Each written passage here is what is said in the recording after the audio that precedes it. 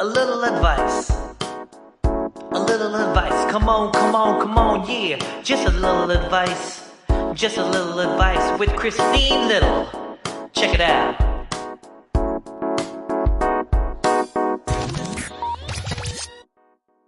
Hello and welcome to another episode of the Little Advice podcast where I, comedian Christine Little, gives a little advice to one of my guests.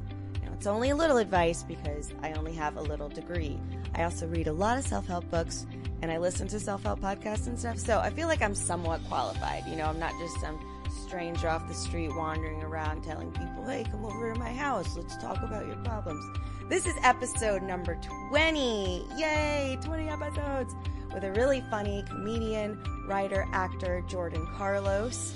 He headlined the weekend at Crackers that I was there, and we actually recorded this podcast in the green room of Crackers. So you're going to hear a lot of really interesting things because people are walking in and out, like it's a business that people are talking. But you can still listen to it. It still is pretty interesting. Jordan is talking about whether he should work out more or not. I mean, I know he wants to work out more, but he's having problems like doing it, actually going through with it. And then we talk about his creative process. So podcast related, if you'd like to talk more about the episode, please head over to Facebook and join the Little Advice podcast group. And while you're at it, go ahead and leave us a review, like it, join the Facebook group. I already said that. Share it. And without further ado, here's episode number 20 of A Little Advice.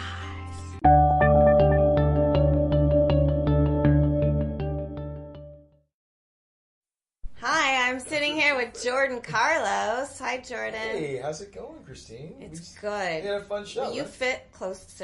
Oh, yeah, well, I sit closer. Fit closer. Yeah, I'll fit closer to This the is a microphone. very low budget operation. I'm sorry. Yeah, my bad. There are 5 people in the room. I've never done this before with so many people. Okay, that's oh, come on.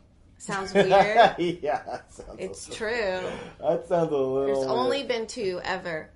Oh, okay. Well, you got a lot of life to live. You do whatever you want. But this was a fun weekend. Yeah, really this was such a fun weekend. You know, we were performing at Crackers.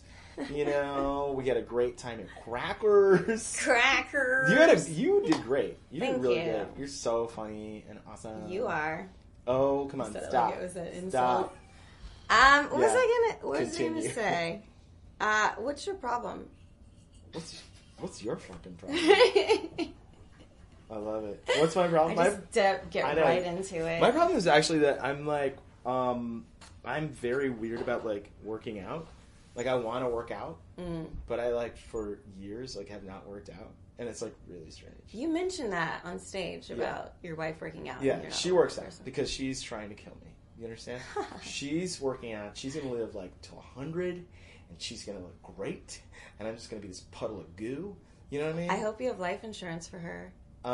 Insurance for her? What do you mean? Yeah, like when you die early. Oh, yeah, for her. Well, yeah, I guess so. I didn't think about and your that. children. Yeah, you need like 20 times what you make, so that's like Oh, really? $20. I didn't know that. $20. Yeah. So you said you used to work out before, right? Before the accident, yeah. No, really. What happened? Did you have an accident? No, I didn't. Did you used to work out? I did. I used to do yoga. What happened? Well, yoga, I just started to realize that yoga sucks, and that the people that do it suck too. And, you know, it's always like places they tell you to breathe into that you can't breathe into. They're like, breathe into your hands. Like, stop saying that. There's no air sacs there. That would that like, confuses me. Breathe into your legs. Just do it. So was this the only form of exercise that you had like gotten into regularly? I used to be a very competitive kid. Right, and I thought you were going to say keyboardist for some reason. And that too. Though I can't play, but I was still competitive. So I can do better than you, you know. But probably. Yeah, Casio. You put that samba beat on, man. You can make something. It's like. I'm dancing. Anyway, we're getting off track. Okay. The point is that I, as a child, a young, kid out in these streets, I used to like. Basketball, football, everything. Like, don't let the glasses fool you. I was out there doing it. And you know what? I was a really bad sport. I was super competitive, really bad sports. So I wanted to find something that where I wouldn't lose my cool, because I was always losing my cool. Okay. Yeah. So it was more about losing your cool versus not enjoying what you were doing. Well, I wasn't enjoying that. You know what I'm saying? So you weren't enjoying losing your cool. I wasn't enjoying losing my cool, and on top of that, I wasn't gonna ever be in the NBA. I know, it's crazy. And you're so competitive, and that wasn't okay with you. Yeah, I mean, I had to let that dream go. You know, I had to let it go. She's laughing. His cousin. Well, I guess laughing. Yeah, my cousin's laughing at me. Like he said, he was never going to be in the NBA, and she my just family's died laughing laughing. at me. Great. People need support, No, Maybe no, this is no, why. My cousin supported me tonight. She was here. She was here, but she wasn't supporting you on the basketball. Wow, she court. wasn't even born yet. She was a kid. She's a baby. It's ages. Black don't crack. She could be but 104. You know what? It does melt. It does melt. You should see my parents. Aww. It melts. Sorry. That's what they don't tell you. It's the other part of that. There's a lot of strange noises. It's laughter. It's laughter. It's normal. Gross. Studio audience. Yeah, this is my first live podcast. So basically, I did yoga for a long time, and how long is a long time? Probably like 5-10 years. Yoga, yeah. Was doing it in there like swimmer. I could do the crow stance. Could do your handstand. Could do it all. Damn. Okay. I was into it. You know what I'm saying? I had the mat. All this stuff. But it was just like it was just so boring. But you did it for 5 to 10 years, right? I did. I didn't feel anything. There were never moments of zen. I never felt anything. Did you feel like you were getting a workout at least? Yeah. What was drawing you to doing it? That's a long time to do something regularly and then quit. Probably because I'm married and it's the only place where you can kind of look at people's butts. Just like, is that for real? Of course, yes. It's half the reason men go. I didn't know that. There's there's a wonderful amount of active wear now. Did you find another way to objectify women that replaces yoga? No, I've just kind of quit. I was like, there you go. So I'm glad that you quit working out. Ugh. If this is the case. Yeah. One more predator off the streets. Yeah. I mean, I'm not a predator. I'm just a looking predator. Can there be a spectrum? Can there be a spectrum of predation? Predation. I mean, I'm more like a little ocelot. You know what I'm saying? Than a I just find it really interesting that you did that for so long, and you weren't the only benefits where you were getting out of it were the people, looking at the people. Not the only benefit. But then the other thing was that you stopped doing it because of the people as well. Well, yes, because I'm married, and I felt that, I looked at it and I was like, why am I doing this? I'm looking at these women, and I shouldn't be doing that. And, I got the good stuff at home. What am I doing? Where's this going to go? What's the best case scenario? Am I willing to risk it all? So it makes sense that you would stop if you're not getting any benefits of it, if you're not getting a good workout and you're not And it was a lot of the co-opting of the culture. I felt like I was a part of that. If there was an Indian person in the class, I was like, "Oh, what are you doing here?" This is. Would you look at him after every pose and be like, "Is this okay?" Yeah. Yeah, if we had an Indian teacher, I'd be like, "What's going on?" Yeah. Where's Kristen? It was. It's Kristen. You get it. So it seems like there's a lot of internal conflict with. Yeah, there is doing it. Yeah, there's internal conflict about looking good, looking better than my. I'll never look better than my wife. My wife looks great, but being in shape. Who are we existentially if she isn't in great shape and I'm kind of fucking dumpster fire? You think that is important to have that dynamic of Oh, sure. I mean, you're born with the you're not born, but you're socialized the Fred Flintstone thing. Where it's his wife is hourglass, looks great, right? And Wilma looks great, and Fred looks like a piece of shit. Mm-hmm. And same thing with the honeymooners, right? Well, any sitcom really. Any sitcom, Kevin can wait. So do you think that's a subconscious thing, or are you really Kevin I gotta lose weight, I gotta gain weight so that we don't look like a good-looking couple? I think it was just kind of she deserves a great body. So it's more you thought having a great self-worth. body would take away from her body? Isn't everything zero sum? Are you messing with me? Yes, I am. Okay. If I'm fit, how can she be fit? I was is this a real thing? But my wife plays into it. She's like, She was, because I was like, oh man, I was in the gym yesterday. I was giving it a shot. I was in the gym today, giving it a shot. Like, I was like, I have to find the thing that like I'm okay with. Okay. Because I don't want to do like the treadmill because kill me. I don't want to do that. I don't want to do weights, right? Dumb, gross, stupid. And I'm not like a, I don't want to do any more mats. So I was like hitting the no wrestling, right? No wrestling. Just want to do no wrestling, no nothing. No octagon, no nothing. So I'm just doing the bike. The bike was great. I felt great. So do you think that's something that you would continue to do? I think I might. My wife was like, what do you... I was like, I don't like how large my legs are. Like, I have, like, centaur legs, and I don't like it. Like... Is that, like, half animal, half person? Yeah. That's like a half horse, half man. Some So, like, people I'm busting my jeans out. I get those soccer thighs.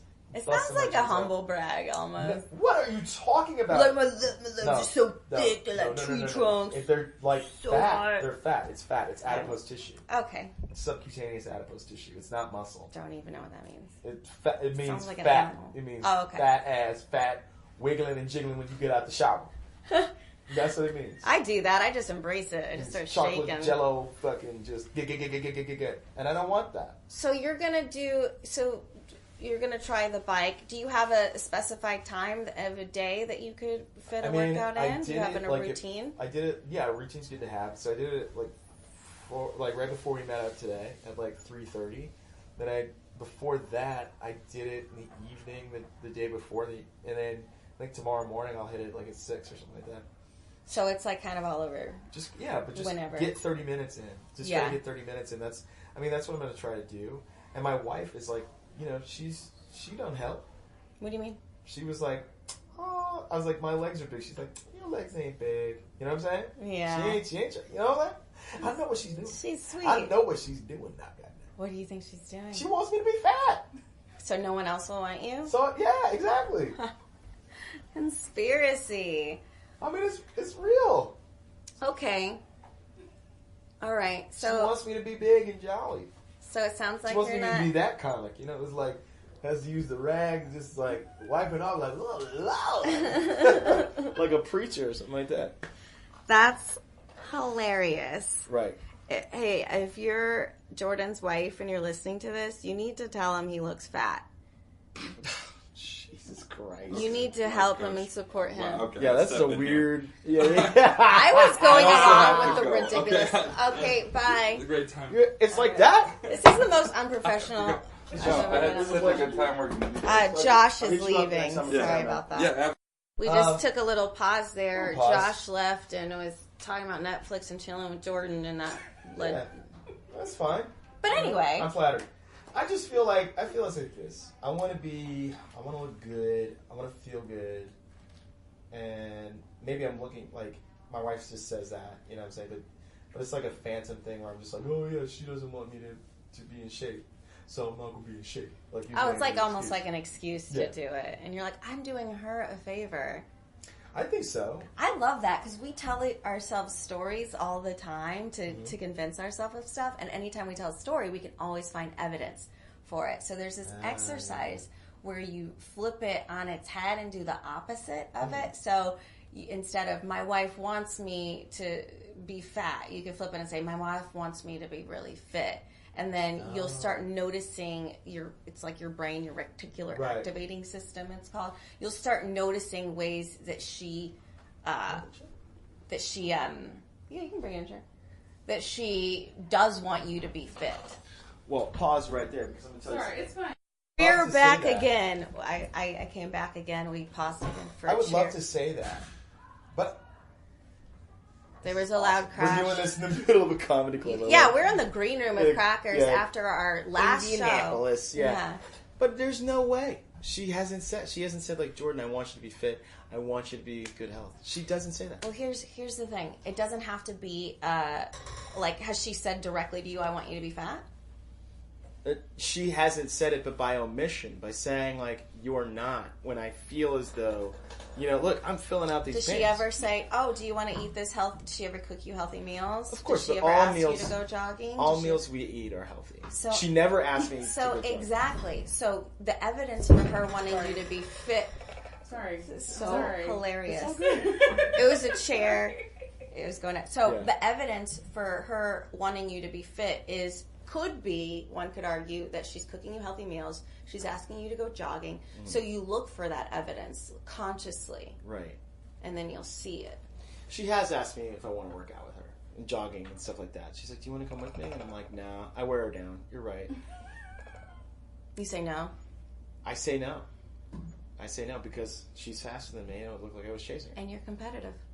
And that's hilarious. Yeah. I'm competitive. I am competitive. But Would I'm you be also a black man competitive in the with her? world. And I know the cops will come after me. You know what I'm saying? Yeah. Then I'll be running for my life. I mean, I'm running for my life because I'm jogging, but I'll be really running for my life.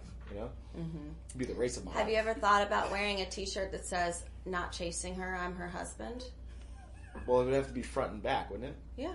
You can do that. You can print t-shirts front and back. I guess so. That'd be cool. Yeah.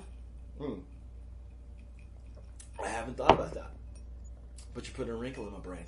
I like Let that. me ask you this. You mentioned, like, doing the workouts. When you learn something new, you get a wrinkle in your brain. Yeah. It's good to know. Yeah. When you mentioned earlier doing your workouts at different times and stuff, do you have a daily routine that you do? And we can get more into this when we talk about your daily writing, routines. too. When I wake up at about 6, take care of my 6 a.m.? Yeah. Okay, all right. Yeah, heard of it? I got kids. My son was up at 6 a.m. like, dada, mama. Oh my God, Gotta feed him, he's gotta eat, gotta watch Chorus. That's kind of an exercise in and of itself. Mm-hmm. So you get up at 6 a.m. and then what? 6 a.m., walk the dog, get everything ready for the day, make my daughter's lunch, things like that, get everybody out the door, drive my daughter to school, then I loop back at about 9, and, I've been writing for a show, so then I have to be at work at about 10, so like 9. And then you work. Yeah, then I work from like 10 to 6. And after that, sometimes I do a show after, but if I'm not doing a show, then I just go home, have dinner with the family. Either I'll cook, my wife will cook, we try to split it 50-50, very progressive. We even buy Progresso soup. Okay? That's a chair, he's not farting. Yeah, it's a chair that farts. So in order for you to even get a good workout in, you would have to open up some time, it seems like. I always let my wife, on the weekend, she's like, can I go running? And I'm like, you never have to ask, you can always do that, just go. But she's just being, it's almost like perfunctory. She's like, can I go? I'm like, yeah, of course. Yeah. Do it. Well, since you do walk your dog, you could get a workout doing that, just like. Yeah, but there's that whole weird thing where it's like you're walking the dog, you're running, and it's like the dog's not fast than you, sometimes the dog's faster. Let me ask you this, do you have enough of a motivation to even want to work out, though? Yeah, I do. Well, what would it be? Revenge. Oh, yeah. He has a joke about someone at Equinox asking him what his motivation was, and he said revenge. Revenge for the people that killed my family. This whole bus full of clowns that came out in the middle of the night. And I can still see them. Did you see the flames in my eyes? Cousin, quit distracting him. You're making him do comedy, and he's not taking his work sorry. out No. I'm taking it seriously. I'm sorry. We gotta go deep. We gotta go bottom of the ocean, Mariana's Trench. All right, I am codependent. I need to help someone or I'll die. No, sure. Good. Cool. So, for real, real talk now, the real, I would say that I don't have that motivation, but I try to, like right now, I'm trying to level up in my career. So now I'm feeling more motivation. Like this HBO thing, oh my God, amazing. While at the same time I was producing on a show, a CP, consulting producer, on a show called First Wives Club for BET. So it was I was I'm doing that Black excellence. But now I'm like, okay, now I need to work out. You know what I'm saying? Now I need to work out. I need to look good. I need to look like one of Issa Rae's love interests and shit. You know what I'm saying? From really Insecure, those guys. You know what I'm saying? Yeah, you gotta get that cut with a line in it. It's dope, man. Some random gold here. I like that though. What I'm hearing is that your career is a motivation for you. Oh God, yes. So, one could argue that if you got fit and got to your peak level of physical ability. Fitness, right. I mean, it doesn't have to be crazy like rock status, but like Jesus. in a place where you felt I'd be fine with Chris rock status. like, yeah. So you could argue that would put you in a better mindset because there's a mind-body connection to kill it in your career even more. Mm-hmm. Like at this level, you're already like doing really well. Yeah. Like imagine if you had like peak performance from like getting more oxygen in your brain Absolutely. and having less stress so you can think clearer. Mm-hmm. What would that be like? It's scary. You know? Ooh. Kind of why? scary because who is that guy? You know what I mean? Like I haven't met him yet. You know, that's who it is. It's like who is that guy? So sometimes I'll like be peak physical and then like take it down. You know what I mean? To something. It's the devil you know. You know what I mean? Yeah. You're always okay with the devil, like the body you know, the devil you know. That's more familiar and more comforting than like peak performance because you have to maintain that and keep that up. This is like status quo. You can just keep it. It's like yeah, that's like a form of self-sabotage where you're just like this is what I'm comfortable with. This is where I want to. right. So even like now, like I'm going to LA to meet with like I told you. See Well, it? what? Sorry. I can bleep that. But like with a new agency and everything like that, which they're like big time. So the question is like everybody, like the agents that I have now are like, what's going on? You know, and like what's going on is like I'm trying to level up. Like y'all are like have me at this one kind of plateau, kind of like trajectory where I get everything that I self create. You know, like I create everything. I get these jobs and things like this, and like I get it on my own, and like I just don't feel that y'all have the connections that can take me to the next level. So I have to do it on my own, and I just need people that can ride with me and like hustle with me. So in that way, that has kind of like motivated me to be like, you know, what does the next year feel like? Like to go from JV to varsity, you know what I mean? Like you have to work out, you have to be in, it has to be the maximum expression of your physical stature, of your mental stature, all that kind of stuff. So like, that's what I'm trying to do. And that's scary. You know, that is scary because, you know, it's like, will I follow my old ways of like listening to the darker voices in my head, you know, like, or will I push through and do more, you know, be more.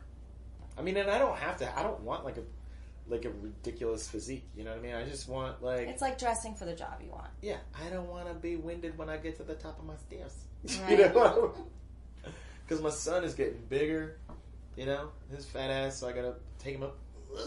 And yeah, you don't want to be on. I love him.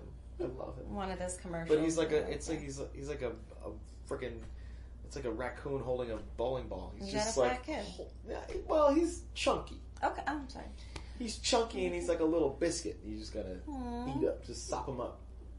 So do you feel like you said when you do the workout stuff and you do get in shape and then you lose it because you're afraid of losing it, which is hilarious. It's like a self-fulfilling prophecy. Not hilarious. I didn't mean it that way. Yeah, I mean, I'm fine with a little dad bod. Do you feel that you would do the same thing in terms of bringing yourself down a level with your career?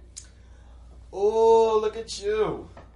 Would I do that? I don't know. I mean, maybe I do. I burned a lot of bridges when I was younger.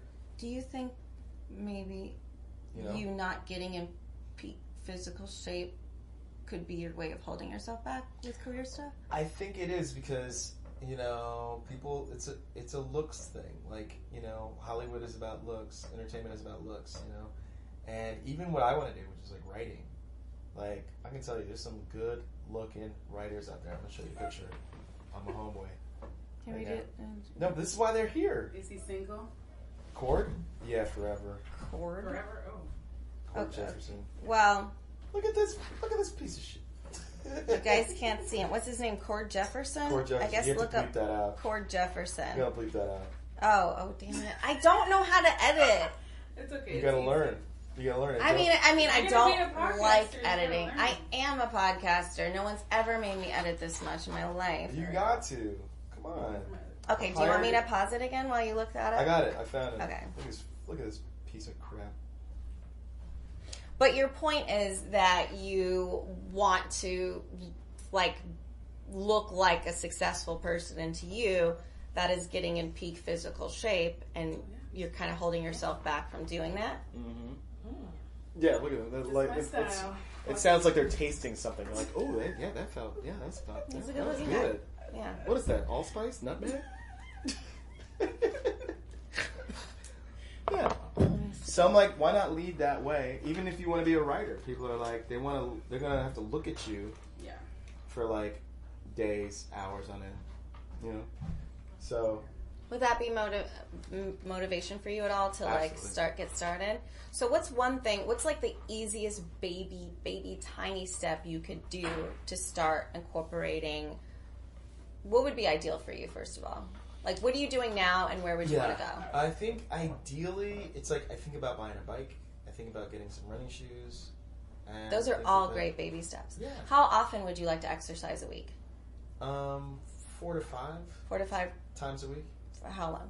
30 minutes. Just 30 minutes. 30 minutes. Yeah. Okay. Get the heart rate up. So you mentioned a couple baby steps would be buying the bike, buying the shoes. What's something that you could do within the next week that would be just the easiest thing for you to do? Probably the shoes. The shoes? Yeah. Because those are kind of fun, and you like shoes. I do like shoes. I do. I mean, look at these. These are basketball shoes. You think they've ever seen a basketball court? Some sad shit. Like your duck shoes. You think they ever seen ducks? Never. I got Vans on, and they've never seen Vans. Yeah. So Van Nuys. Van Nuys. Oh, I love that. Touche. All right, so I'm going to wrap up this portion of the podcast, and then we're going to talk about your creative and your writing process, which I'm really excited to hear about. I'm going to work out. Did you have any takeaways from this part? Yeah, that I think that a lot of like my issues about working out are wrapped up with my impulse for self-destruction, which is something that I grapple with like all the time. I forgot you were in therapy. I've been in therapy, you know, and it's like you have to. It's just something that I have to do like every day. Like I wake up and I say like, today I'm going to be the best dad that I can be. I'm going to be the best husband I can be, and I'm going to be the best friend as I can be, especially to myself. You know, so like I say that every day. It's a morning meditation. No, that's great. It keeps me from self-destructing. Yeah. So you're already aware of that pattern. Oh, sure. I Yeah. mean, I cleaned my room today. Like when I was, I mean, I know it's crazy, right? It's like small things like that, like cleaning my room, thinking that I'm worthy enough to have a clean room. That is self-care. Yeah, it's self-care. You know, like I had a hot water dilemma in my room last night. It was like, should I call downstairs? Am I worthy of hot water? You know, like that is when you deal with like self-worth issues, especially like a lot of comedians go through it, like, you know, because you're valued and rated every time you go on stage. So it's like that, you know. Yeah. Yeah. So that's something you were aware of before, but you didn't see it in the context of the working out thing. I mean, working out gives you, you know, makes you feel good, fills you with endorphins and things like that. But at the same time, you know, like self-care and self-worth is like, for me at least, because I'm just a person that battles with it. It's like it's not a day-to-day thing. It can be moment to moment. It can be minute to minute. You know? Yeah. That's like, you know, that's when you're just you battle it. You battle the darker voices in your head, because there's so many ways to distract yourself these days and to like get lost in your phone or not live in the moment, you know? We did a couple episodes here where I brought up this thing, because we all have that negative voice in our head that's like, you ain't shit, and everyone's is different. I thought, what if you had another character named LaCroix Johnson, because we usually drink LaCroix. Oh, sure. Good. That is like your cheerleader to balance out the negative person. So if there's like someone in your mind or a vision of someone, like Michael was talking about how he had like a dirty stepdad that was mean to him, and then he like met LaCroix Johnson, who's like a lady that works at Target, and it's like, you want to see pictures of my kids? That like could be his cheerleader. So if you could come up with another character in your mind, or make that negative voice an actual character and personify it, and have it like talk to the nicer one and get the nicer one bigger and make the other one smaller. That would probably be Crazy Ray. Crazy Ray was this guy. Is that the negative one or no, positive? I'm Crazy Ray. Crazy Ray was this guy that was a mega fan of the Dallas Cowboys when I was a kid, and he was like, he wasn't sanctioned by the team. He just had season tickets, and he had like huge cowboy hat and like 6 shooters, and he's like, I'm Crazy Ray, I'm the most positive man ever. And you're like, wow, crazy. I remember I met Crazy Ray. I was like, Crazy Ray, So I love that when you have your moment-to-moment thing where you're worried about the negative Are stuff. there like a couple of black And we're picking back up again. We are in a business, so things are going to be busy. Now, you were talking about your positive character, Crazy Ray. Crazy Ray. Could be in your head. So Oh when my you God. have those moment-to-moment decisions that you make to honor your self-care, who's your negative voice? Who would you personify that as? Oh my goodness, who's my negative voice? Kind of like Dick Cheney or something. Oh, dude, that's a good one. Yeah. Because he's got a deep voice. He's like, hey. So you can imagine him like, you don't need a workout. Let me work out for you. You don't even need a human heart. Yeah. I like that. So you can have Crazy Ray talking to Cheney, Yeah. your negative voice, and Or what that interaction would look like. Could end in Crazy Ray getting shot in the face. Crazy Ray's getting shot in the face? Dick Cheney shot that guy in the face. Oh, yeah. That's the sad part. Well, maybe you should have if you could make a stronger person, like whoever you think is like the toughest, coolest MFer that nobody would mess with. Nobody fucks with. He could be your guy. Like a honey badger or something like that? Or like a real person. Or a honey badger. Nobody fucks the honey badger. But I really respect Wolverines. So maybe a Wolverine. Like the X-Men? No, like an He's actual... so cool.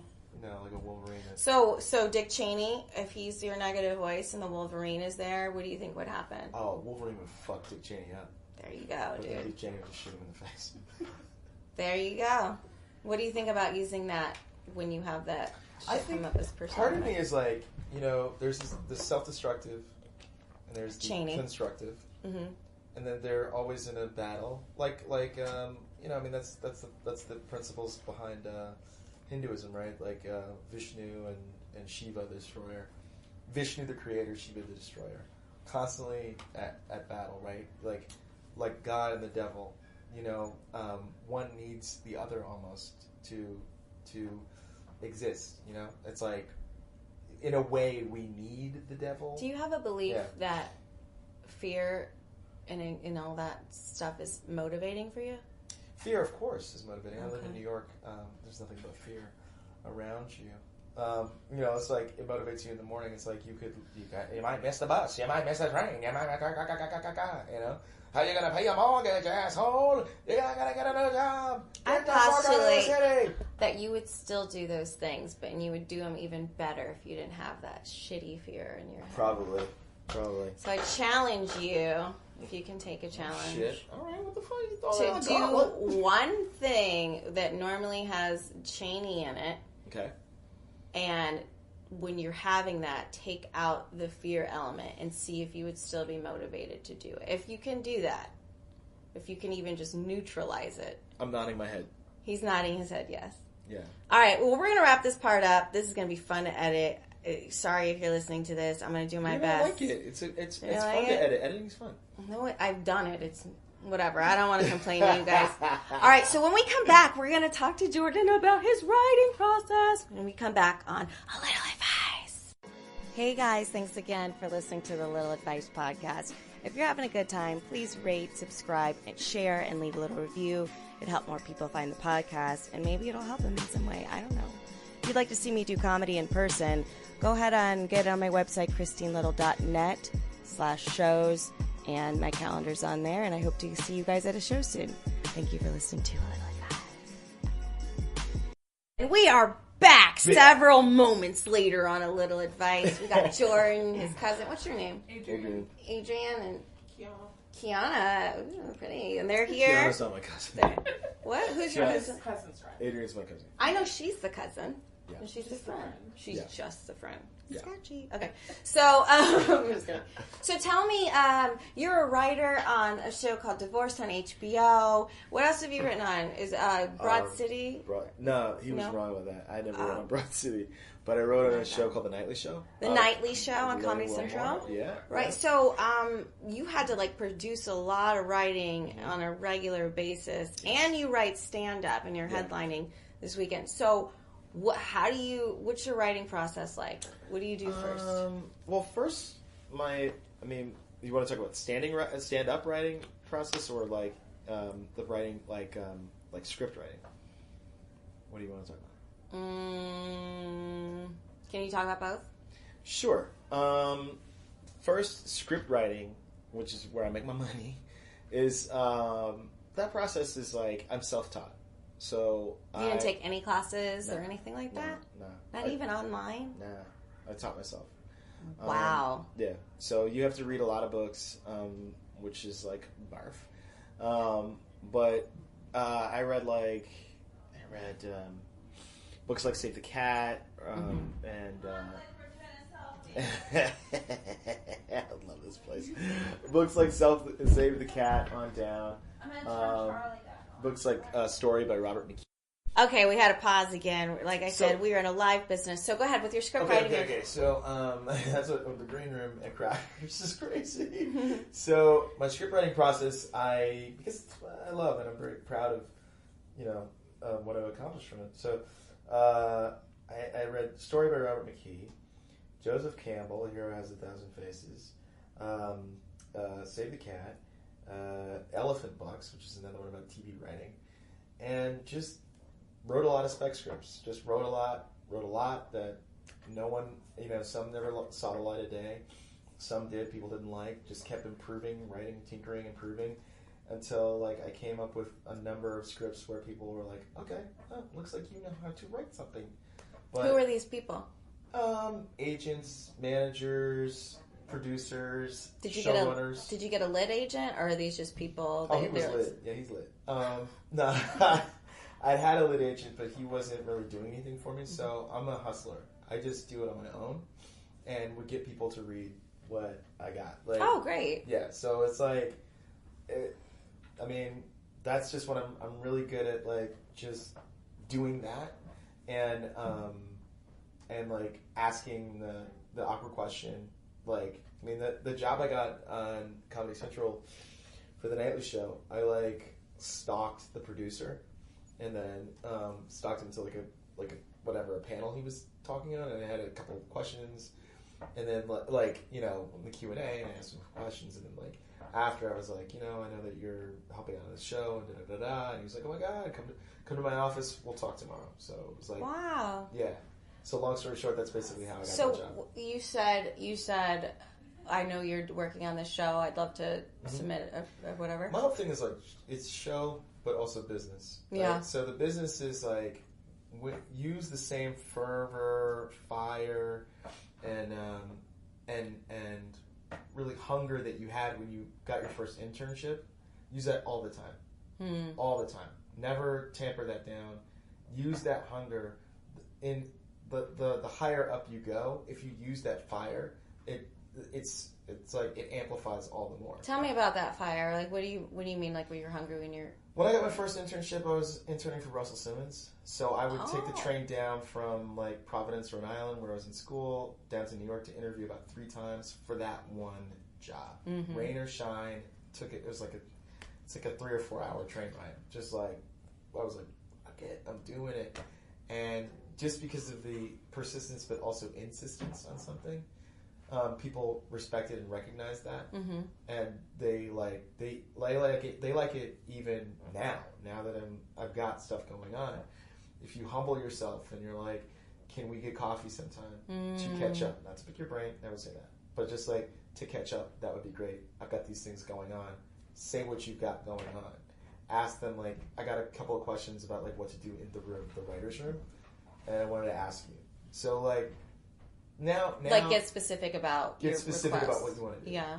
And also just be super cash. I love that you said humble yourself. It's so hard to ask sometimes for opportunity, and you don't think it's your ego per se, but when you really think about it, it is. You're scared to be look, I need of course help. That's really brave. That's a great piece of advice. Of course, you want entree into the next level, and they're looking for so many writers of color now in Hollywood. It's ridiculous, and you have to take yourself seriously, and you have to be I think I'm ready for this, and say what you want, and speak your truth, and then it might happen. It might happen. Just because you want it to happen doesn't mean it will, but I know that I'm in a position now where it just feels closer, much closer to what what exactly I want. So how long would you say after you taught yourself how to write scripts and started writing all the spec scripts, did it take you from that starting point to land your first TV writing job? Started reading about script writing in about 2005, 2006. So got my first late night TV writing gig in 2013. So that's 5 years. Not bad. Got my first sitcom writing gig this year. So that's 2018. So it took me 10 years. The 10,000 hour thing, right? Yeah, 10,000 hours, 10 years. But you know what? I have friends that went to film school, NYU Film School, Columbia Film School, that have given up on the game, you know? And like, it's just about, a lot of it is like hanging in there. You hang in there, and if you don't have the ego to where it's like, and I'm not trying to knock people. Some people get out because they had kids, somebody had started a family, they need money, like whatever.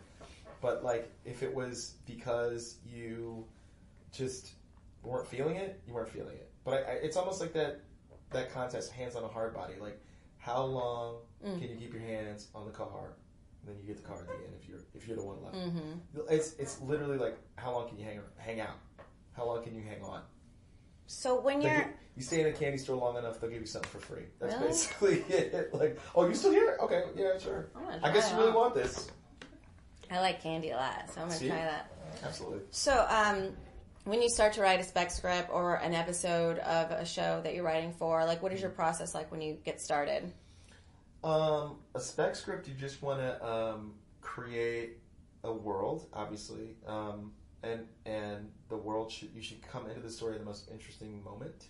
So, and never fail to entertain. Is that what you do? You start off with the world first? Yeah, you first you take the bird's eye view, right? So, although that's one way to do it. That's not the only way to do it. You can also you can have like a circular storytelling, which is like you started a very interesting part, like somebody gets murdered or something like that, right? How to get away with murder. Yeah, how to get away with murder. Somebody gets murdered, right? You see the murder. Now it's like, wow, and then you see that's the cold open, right? Then it's like black screen. See, title says something like 6 weeks earlier, right? And then you go back, you write all the way in a circle to get back to that interesting part, and maybe even beyond that, it's storytelling. So there's so many ways you can tell. You can tell Rashomon, which is like from different points of view, right? But you just use all these devices, so I know how to write like a spec script. I know what goes into the cold open, what goes into Act 1, Act 2, Act 3. I know that like you have to have the exterior goals, interior goals, with the spiritual goals, and then also the philosophical goals. Sounds really technical. What about when you think of just like the concept? Like, what is that like? The concept is like, yeah, you're right. The concept is hard, but once you get but it's all hard. It's all like get the concept down, but then you have to wedge it into a script, So like right now, I'm like writing a spec about my wife's family. Because I always wanted to. For 4 or 5 years, I wanted to because I thought like my family would be interesting to write about. We're not. We're very boring. We're boring people. Bougie, boring people that think alike. Most of us think alike. That's it. Like we don't have because people will be like, I'm going to Thanksgiving. I have that one uncle. It's like. I'm like, I don't have that one uncle. Yeah. It's just like, oh, turkey, great. Cowboys game, awesome. Okay, great. Well, see you next year.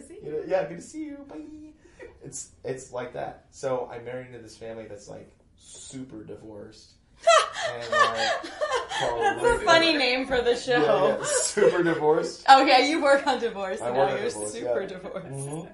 That's hilarious. But it's a lot of. It's just a lot of like. I don't fucking talk to him. You don't talk to me. You fucking. I married into a crazy like Brooklyn family. Like they're crazy. Like when I met my wife, I was like, oh, she's just like this kind of like demure person. Like she just seems so nice. And then like I met her family, and they're like screaming at each other at the dinner table. And I was like, is everything okay? And she was like, this is how we talk. We just talk like this. This is conversation. That's conversation. Like screaming is conversation. I get that. Really? I mean, that's No, It's but- a crazy. stereotype. When you- Usually Yeah. black families is like, Yeah. When you're when you're in a big family and you're struggling to be heard, everyone's yelling. Yeah, my So- father, no, he would not, he did not want a certain decibel meter at the table. Oh man. You could laugh, you could have a good time, but there was no singing at the table, no elbows at the table, no toys at the table, no books at the table, nothing. Eating, it's all about eating. We're eating our meal. We have a conversation. That's it. You clean the dishes, that's it. These people are like, they talk while they're eating. You know, it's just like, no, I told the guy the other day, you fucking do that in front of my house again. I'll knock your fucking face off, man. You're like, you know, it's intense. Oh, I like that. I like especially seeing a story between the contrast of those families and bringing them together. They're so crazy. So funny. They're so crazy. They'll have whole conversations about parking spaces.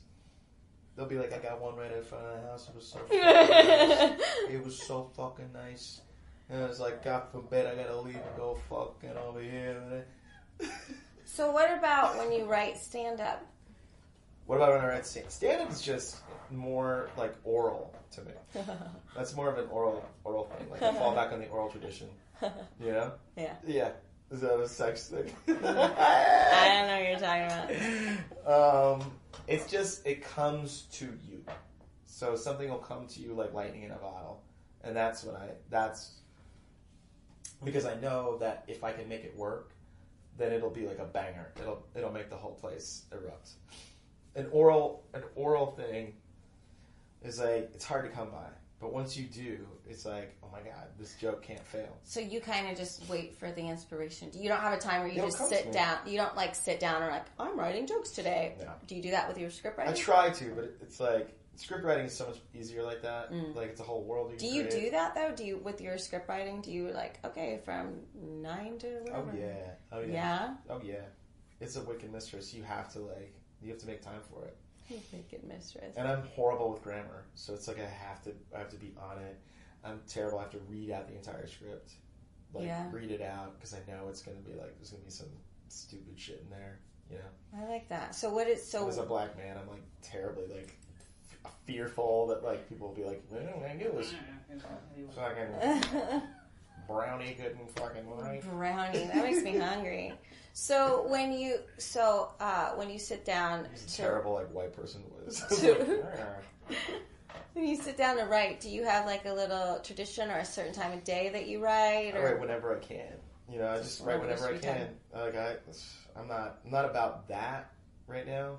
It's just about like finding the time. This trip has been great because I've just sat in my hotel room and just written like all day, which has been really good. Just getting the treatment where it needs to be. Your thing that you're working in. Oh, that's fantastic. Yeah, just taking that time doing that. So I'm always like taking advantage of time. Like I'll like write. I'm not the kind of asshole that like takes his computer out on the train or something like that, which is I think is an invitation to like get stolen. Oh. Yeah. Like, you know those people that are just like, yeah, my laptop on the subway. Like, fuck you. I live in LA. Oh, yeah. But I do see people in their cars like, oh, let me get my laptop. Are you serious? No, I see police like have little screens though. Well, It's like the that's same the part. thing. No, they have that. That's Yeah. like they're checking on license plates. Okay. We get it. Blue Lives Matter. Okay, so What?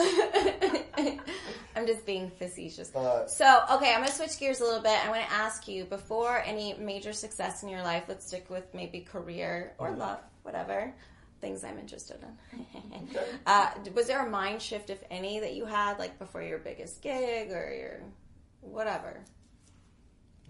If any. Yeah, no, not really. Just, and maybe that is, I would love one. I'm still waiting for one, you know? Like, I don't have that mind shift. I'm like, still the same guy. Feel the same way, you know? So you already had like tools within you. You didn't even have any qualms about maybe asking to have coffee with people, or there was I always knew the right thing to do. Oh, you did? I always knew the right thing to do. Well, what about in relationships? You said early on stage, and you didn't get a chance to finish this joke about how you would pretend to be someone else, like you pretended to have an accent. Yeah. Was there any mind shift you had before you met your wife? Sure. I mean, my wife was like the most pretty person I ever, like, that was like, sure. And that was a mind shift? change? Was it a change before I met her? I don't even remember. I just remember it was like kind of accidental that we started talking. It wasn't like we were talking about history at a nightclub. And I was like, keep going, nerd. You know, like, don't fuck this up. It sounds like you guys connected on an smart organic lady. level. Yeah. It wasn't like, it was like, hey, what's up? It was like, this is something we're interested in, and we're... Yeah, it was cool. She's just a really smart, interesting, intriguing person, you know? And usually I don't, you know, like in the past I didn't really attract those kind of people. So that was a big deal for me. Do you think anything shifted in you to where you attracted someone like that, or do you think it was just I think it was fate? just the lighting and The lighting? music. But, you know, but I do feel that since I've been with her, I'm more confident because there's certain things I don't even think about. Like I don't get insecure about, like, could I, you know, am I attractive to women? You know, like that kind of thing. Like, obviously I am, you know? And we've got 2 kids, so she went all the way with me. Yeah. Do you feel like that confidence is rubbed off in other areas of your life at all? Being in a relationship? With That's the relationship down, I think it's not like confidence. It's just like, this is down and this is like spoken for. I don't have to Something- worry about this part of my life right now. Right. It's just I work on this. It's great. I do well with this. I check in with her. We check in. We're good together. We're a good team. You know? That's what it is. Okay. But it does free my mind up to think about other things, you know? I don't know. I mean, we're like weirdos, so it's like, you know, I don't know why I would have... It's hard to apply one thing, the nature, the metrics of one relationship to all other aspects of your life, you know? Because, you know, I've never been in an audition if it didn't go well. I'm like, at least I have a wife that loves me! I would do that. Really? Yeah. Yeah. I think everything's connected. I had Leah, who was on, like, the first guest on this podcast. Bonema? Leah Lamar. Her too. Slam. Okay. Yeah, sorry. She was saying that she felt like she would book more when she was in a relationship. Yeah. In a relationship, out of a relationship, doesn't fucking matter. Doesn't matter. No. I think that might be a male-female difference too. Perhaps, perchance. Maybe not. I don't know. Yeah. It's like a I mean, if you're focus feeling issue. yourself when you're in a new relationship, for sure. I mean, like, I'm 11 years in. Like, I'm not like, you know what? Like, it is what it is. Did for you me. guys plan on having kids, or did it just happen? So personal. Yeah, no. No. I mean, yes, we did. Yeah, we did. Yeah. I was going to ask you such a silly question. Because the plan was like, I'm getting too old to have kids, so I need to put a baby up there. You know? Shoot up the club. Shoot up the club. Push my ass. All right. Okay, we get it. We get Shoot up it. that club. You Okay. heard that one? That was a good one. No. Yeah. All right. Well, gosh, is there any other thing you would like to add or leave advice with in terms of creative process, in terms of getting the gears going? I think give yourself some credit sometimes. I don't give myself enough credit. You should give yourself credit for what you do and what you're doing. If you're living your dream, that's like really important. Like, I'm in a strange position where I'm actually like a middle class comedian. Mm-hmm. Like, even upper middle class. It's insane. I own a house in New York. Like, what the fuck is That's happening? right now? amazing. It's insane. I can't do it. It's like, what? But I'm not rich, you know what I'm saying? But it's like, I think there's like 3 or 4 of us I can count that have that situation. And like, I don't give myself enough credit. I don't enjoy my house. I don't, sometimes, you know, like I don't just sit on my stoop and say like, God damn, man, this is a motherfucker. Ain't this some shit? I think that could go back to the like worthy thing, because it's like you're afraid if you enjoy it too much it'll go away, Yeah, which is a normal thing. White man will take it. Recommend Brene Brown's book on vulnerability. Okay. She What's talks that book? about that. I don't remember. Renee? Brene Brown. She has Brene. this really popular TED Talk. Brene Brown. No. Anyway, but she talks. I don't do like TED Talks and things like that. I can't. You got glasses on. You don't do TED Talks? I just have weak eyes. You talk so nice and you got glasses. You seem like you would... I have weak eyes. It seems like you would do TED Talks. No, I can't do that shit. All right. It's just like, guys, the mail, am I right? You know, I always like trying to like up in shit and like just stop. Okay. Remember the toys we used to play with? I'm always 5 seconds in and I'm just like, I can't do this. I can't do it. That's so funny. Yeah. I like him. But, yeah, okay. So, I don't remember what I asked you before that. You asked me I'm starting to fall asleep. No, if there's any advice I would give. Oh, yeah, creative. Like, to get people's gears going, to brainstorm for new things. I know with your stand-up, it kind of just comes to you lightning in a bottle. Yeah. But with your concepts for your scripts, is that just more like life observation? Do everything. Experience-wise? Experience-wise. Make a mess of your life. You know? Get married, have a kid. Make a mess of your life. Get married, have a kid. I'm serious. Make a mess. Take a cross-country trip. Go to another country. Really get perspective on things. Read a book. Read a few. You know? And experience what people... But also experience what, like, basic people like. Like, play Fortnite. You know? I don't know what that is. It's a video game. You're not missing much. No. Get a dumb job. Get a great job. You know the difference. Go work out. Go to a gym. People love gym. I like that, the perspective thing, like comparing different situations. Because you get caught in like your own bubble, and you don't see things from people's different points of view. You know, like I think that's the best thing you can do is just like, oh my god, I step outside myself for a second. Check this out. You know, it's great. Like I don't do a lot of church jokes. I always get mad because I feel like I should do more church jokes because people go to church. People go to church, but people want to talk about church as much as they want to talk about porn. Like they're like, yeah, I go to church. Like, stop. You know what I mean? Like because there's so much happening in the church house and people don't want to talk about it. Like in a black comedy show, people like to talk about church, but like I feel that like, Crackers. You got crackers. Not so much. People only talk about church and crackers, man. They don't like to talk about it. White people don't like to talk about church now. You know, a man's religion. Black people wear their religion on their sleeve. You know? And it's funny. And it's funny. The dude that was on the cables coming down, it was amazing. I was like, who okayed that? He did. It's a viral video, in case you don't know. Pass pretty wild. on the ceiling. All right, we're gonna wrap this thing up. Where can people find you? They can find me in the Jeep. They can find me. They can find me on next season of Netflix Black Mirror. Ow! They can find me in the credits for motherfucking Divorce and First Wives Club on BET. And they can find me at the Cellar, Comedy Cellar in New York City all the time. Well, what's your social media? At Jordan Carlos on Twitter, and Jordan Carlos, the realer Jordan Carlos. This is a fucking joke. On Instagram. Do you tweet a lot? Yeah, I tweet a lot. You're a writer. I'm a visual guy, so I like more Instagram.